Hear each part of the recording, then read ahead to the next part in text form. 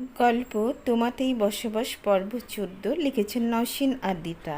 যে পরিপূর্ণ কেন জানে লীনা। প্রশ্নবোধক চোখে তাকায় নীরের দিকে লীনা। নীর হাসে, কারণ সে তোমার মতো কাউকে ধ্বংস করার খেলায় নামেনি, বরং সে ভালোবাসা নিয়ে সবাইকে আপন করে নেয়। তুমি যদি এই মুহূর্তে তার কাছে যেয়ে ক্ষমা চাও, দেখবা সে বিনা দেরিতে তোমাকে জড়ায় ধরবে। তোমার জীবনে তোমার হাতে লীনা। সে জীবনকে তুমি কোনোদিন নিয়ে যাবা, সেটা তোমার হাতে। হিংসা শুধু ধ্বংস বয়ে আনে। নীর কথাগুলো বলে সেখান থেকে চলে যায়। সে লীনার মনের অবস্থা বুঝেছে। আজ সে আবিরের কথাগুলো তাকে মন থেকে নাড়িয়ে তুলেছে। তা সে বুঝতে পেরেছে। অপরাধবোধ সবচেয়ে বড় শাস্তি। নীর নিজের রুমে এসে আদ্রিতার ঘুমন্ত মুখ দেখে আলতো হাসে। আদ্রি আঁকাবাঁকা হয়ে শুয়ে আছে, যা দেখে নীরের হাসি পায়। মেয়েটাকে তার বাচ্চা ব্যতীত আর কিছুই মনে হয় না। কিন্তু এই মুহূর্তে তার আবারও একটা কাজ বাকি। দীর্ঘশ্বাস ফেলে হাঁটা ধরে আদ্রিয়ানের রুমের দিকে। আদ্রিয়ানের রুমের সামনে এসে নক করে দরজা আসতে পারি। আদ্রিয়ান ল্যাপটপে কিছু কাজ করছিল। নীরের কণ্ঠে দরজার দিকে তাকায়। আরে তুই আয়। তুই আবার কবে থেকে পারমিশন নেওয়া শুরু করলি? যেদিন থেকে তুই আমার থেকে কথা লুকাতে শুরু করলি। মানে কেন বুঝিসনি? তোরা নমের কথা বলছি আমি। ওহ, তুই তো জানিস সেখানে আলাদা করে আবার কি বলার আছে। আমার জানার বাহিরেও কথা আছে, আর তা হলো তুই নওমিকে ভালোবাসিস। তাহলে ডিভোর্স কেন? তোর মনে হয় আমি তাকে ডিভোর্স দিব? মানে ওর আর আমার শুধু কবুল বলা হয়েছে, রেজিস্ট্রেশন করা হয়নি। সেখানে ডিভোর্সের প্রশ্নই আসে না। যেখানে কোনো কাগজপত্রই নেই সেখানে ডিভোর্সের প্রশ্ন আসে কোথা থেকে? তাহলে তুই নাকি নমুকে ডিভোর্স পেপার দিয়েছিস? আরে ধুর, ওকে আমি খালি বলেছি ওইটা ডিভোর্স পেপার, আর এই গাধি না দেখেই মেনে নিয়েছে। এতক্ষণে মনে হয় খুলেও দেখেনি পেপারসটা কিসের। তোর বউ তোর মতোই। আদ্রিয়ান বাঁকা চোখে তাকায়। নীরটা দেখে আলতো হাসে পুনরায়। গম্ভীর কণ্ঠে বলে ওঠে, কিন্তু কাজটা কি ঠিক? সে আমাকে না বলে গেল। আমাকে না বিশ্বাস করে রেস্টুরেন্টে এত সব ঝামেলা বাঁধালো, সেখানে এইটুকু তো কিছুই না।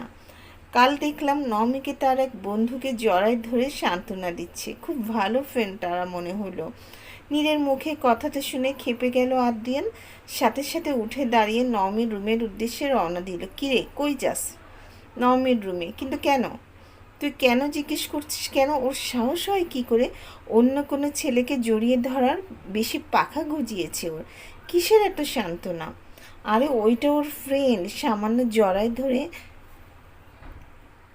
সান্ত্বনাই তো দিয়েছে। এখানে এত রিয়্যাক্ট করার কি আছে? আরে আজব, আমার স্ত্রী অন্য কাউকে কেন জড়িয়ে ধরবে? যতই ফ্রেন্ড হোক। তাহলে যখন তুই তোর ফ্রেন্ডকে জড়িয়ে ধরেছিলে তখন তুইও ওর স্বামীই ছিলি। তাহলে আর রাগ হওয়ার শাস্তি কিসের? আদ্রিয়ান এবার বোঝে নীরের কথা। আসলে তো এইভাবে তার মাথাতে আসেনি। আসলে ব্যাপারটা কি জানিস আদ্রিয়ান, আমার ছেলেরা নিজেদের দোষ জাস্টিফাই করে ফেলি খুব স্বাভাবিকভাবে, কিন্তু মেয়েরা একই কাজ করলে তাদের চরিত্রে দাগ বসিয়ে দেয়। আদ্রিয়ান মাথাটা নিচু করে ফেলে। আসলে সে এভাবে ভেবে দেখেনি। নীর আদ্রিয়ান ওর কাঁধে হাত রেখে সেখান থেকে চলে যায়। নীর নিজের রুমে যেতেই দেখে আদ্রিটা খাটের উপর বসে আছে। তুমি কখন উঠলে? যখন আপনি ভাইয়ার রুমে যাওয়ার জন্য দরজা লাগিয়েছিলেন তখন। তোমার পিছে থাকার দায়িত্ব আমার। তোমার সঠিক রাস্তা দেখানোর দায়িত্ব আমারই। তোমার সব তোমার সব দুঃখগুলো আমার নামেই, শুধু আমার নামেই তোমার ভালোবাসা, তোমার চোখের মায়া, তোমার হাসি, তোমার বেদনা। প্রেম নামক সম্পর্কে আমি বিশ্বাসী নই।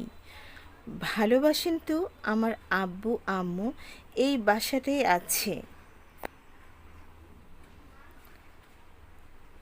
চেয়ে নিয়েন আমার হাত। ওনাদের কাছে তো অনেক আগেই চেয়ে রেখেছিলাম আমার নামে তোমাকে করার অনুমতি। সে অনুমতি কি তারা দেন নাই? দিয়েছিল, কিন্তু তুমি আমার হাতে রাজি ছিলে কই? তাই তো তার ছল করে আমার থেকে কেড়ে নেওয়ার ফন্দি ঘটেছিল তোমার খুশি ভেবে। আমিও দূরে সরে গেছিলাম, আর তাতেই আবার চান? কথাটা বলে আদ্রিতা হাঁটা ধরে। ভালোবাসো আমাকে?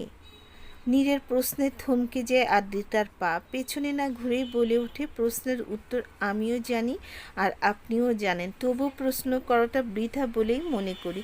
কিন্তু হ্যাঁ, শুনেছি ভালোবাসার শক্তি অনেক।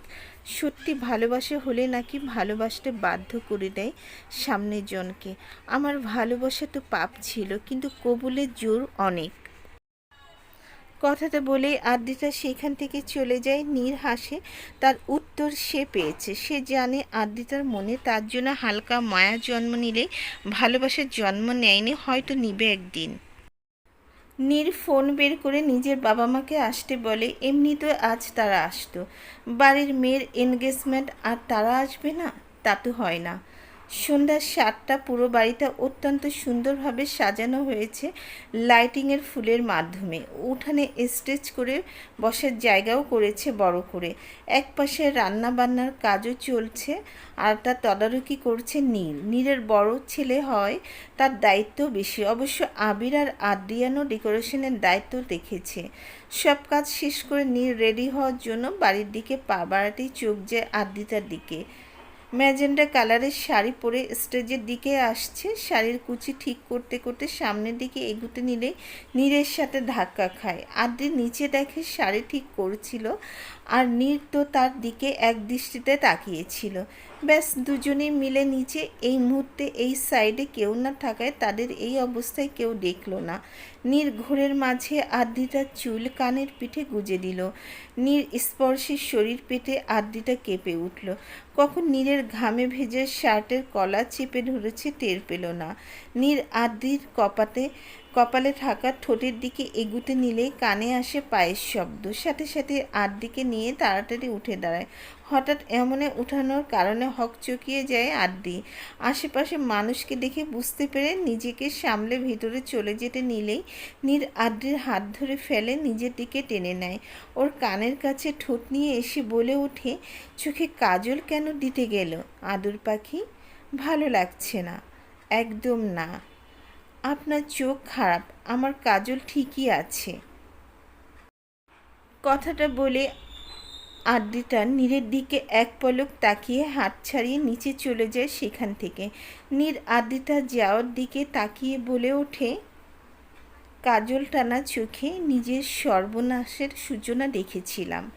কাজল ব্যতীত চোখে শূন্যতা অনুভব করেছিলাম। পায়েলের শব্দে নিজেকে স্বর্গে পেয়েছিলাম। তোমার ঘ্রাণে বাতাসেও আমাকে জানান দিয়েছিল, তোমার উপস্থিতিতে আমার মন জানিয়েছিল আমার শান্তি তোমাতেই বসবাস করে আদর পাখি। পরবর্তী পাঠ শোনার জন্য সবাইকে আমন্ত্রণ থাকলো। সবাইকে ধন্যবাদ।